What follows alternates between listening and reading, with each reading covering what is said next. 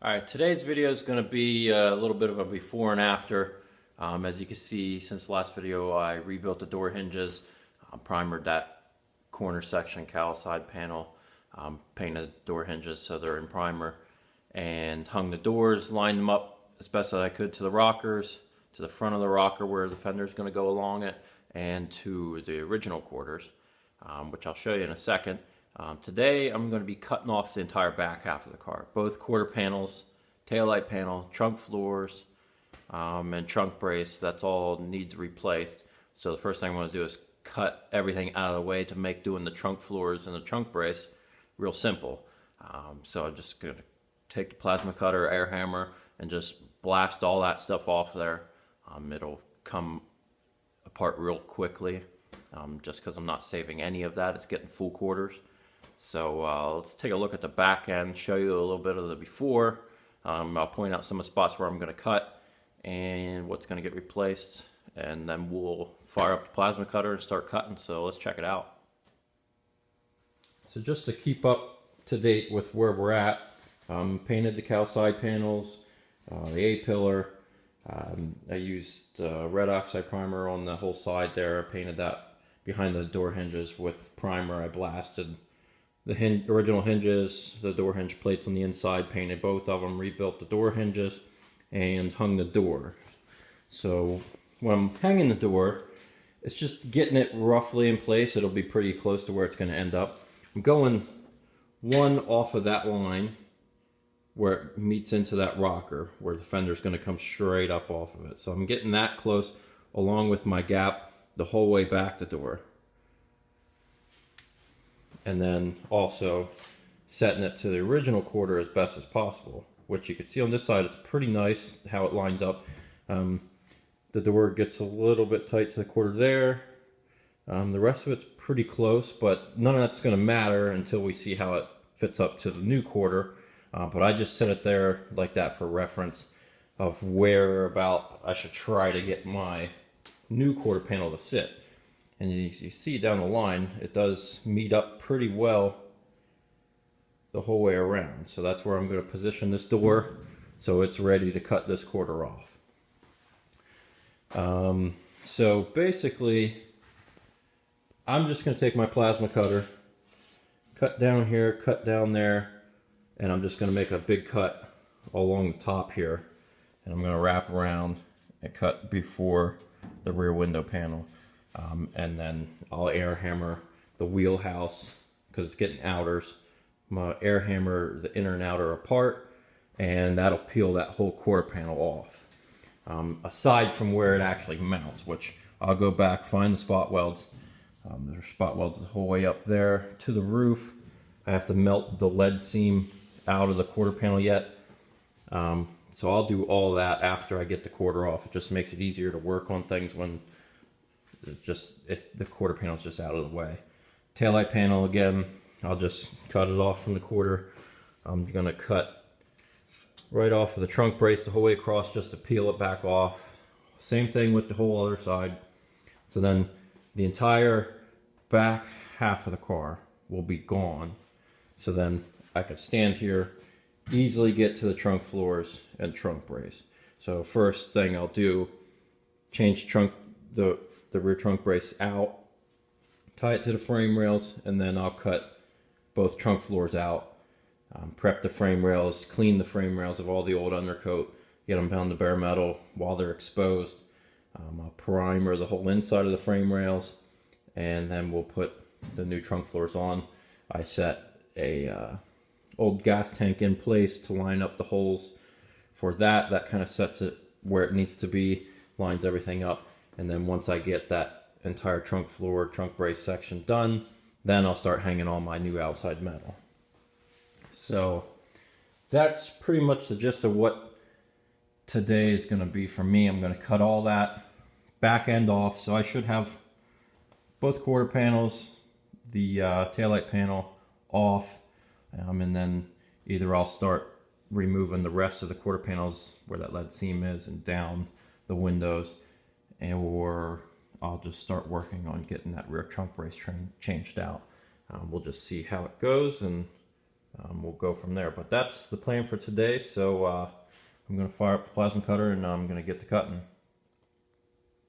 I know this looks bad, but it's the way it's supposed to look. This is the way that I do entire back ends, especially when you're doing full quarters, trunk floors, all kinds of stuff like that. Like I explained, it makes everything easier. You can see now how easy it is to get here, work on the frame rails, remove the trunk brace, do the trunk floors. So well, you can see it. All I really did was plasma cutter, air hammer. You can see the spots left here. I just take the air hammer and I chisel it away. This trunk floor, the steel, the gauge of that steel is half of what these frame rails are. So if you're just air hammering and you're prying upward away from it, it'll peel that off, leave that little bit left, hit it with the cutoff wheel, and then you take it down and you'll be able to prep that surface. But we're at the point where I wanted to. I'm gonna do the whole back trunk floor area section before I take the rest of the quarters off. So first thing I'm going to do was I took measurements, and everything is what it should be. Bottom of the rails down to the floor, both same side, both sides are exactly the same. So we're good there. I double checked my measurement between the rails. That's what it's supposed to be. So everything's good there. And you can see I just wrote this number here down just as a reference point whenever I go to put the rear trunk brace on. That's the only other measurement that I'm going off of. 4 1/4, that's to the end where it's meeting the trunk floor whenever I put the new trunk floor on, and where the quarter meets up. So you want that to be the same, and it's the same on both sides on this car. Yours could be an 1/8 inch off, a little bit off, but that's what this one is. So I'm making them both mirror the same side because that's what this car came out to be. So I'm going 4 1/4 on that. That's going to tell me where that's going to be. And then whenever I put the new trunk brace in place, I'll double check my measurement between the rails, make sure it didn't move, height of the rails, and make sure it didn't move. And that's why I left most of the trunk floor on, so it can't be shifting around. And if it does, I'll know it based off of measurements I already have.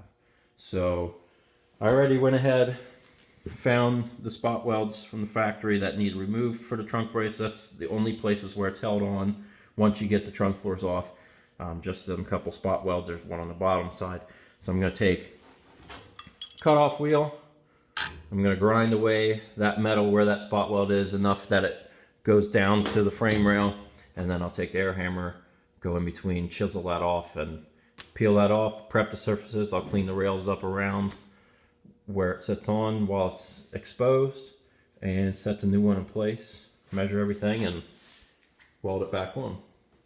So that's what I'm going to do right now. I'm going to remove that, put the new one on, and then we'll be back. Coming around the back side of the car, end of the day, I got the rear trunk brace in place. It's welded in. All my measurements stayed the same. Everything's good there. And I got the trunk floors completely out except for along the wheelhouse, which I did clean off the inner part there so I can find the spot welds to be able to drill them out, peel off that remaining piece of the trunk floor to be able to then put the new trunk floors in. But I prepped the top of the rails, and on this side there was a little bit that needed cut out that I'll have to put a patch piece in. It was rusted there, which is strange because the rest of the rail is really nice. I'm going to clean out the inside of the rail a little bit more before I put in some primer. I put a bunch of coats of primer inside the rails. Then I got to do that trunk floor off of that inner wheelhouse also. Test fit the trunk floors on both sides. I'll make sure that they're in right. I'll put that gas tank in, which I'll show you in the next video. I just have a top of a gas tank. I'll put that in, screw it in place to all the original holes. And now there's the ones on the new trunk brace lining up with the ones with the trunk floor. Line all that up, and then I'll mark, just like my floor pan video, from the bottom side up. I'll mark lines with a Sharpie, and then I'll pull those trunk floors back out, put the prep holes in it, and then they'll be ready to weld in place.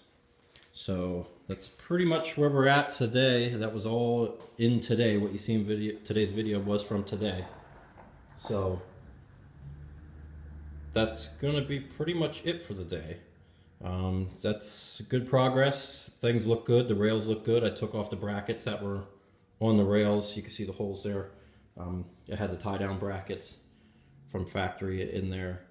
They're out, and yeah, just cruising along. So tomorrow we'll have most likely the trunk floors in. I have some other stuff to do tomorrow besides this car, but hopefully we have the trunk floors in, ready to go, and then it'll be on to cutting off the rest of the quarters.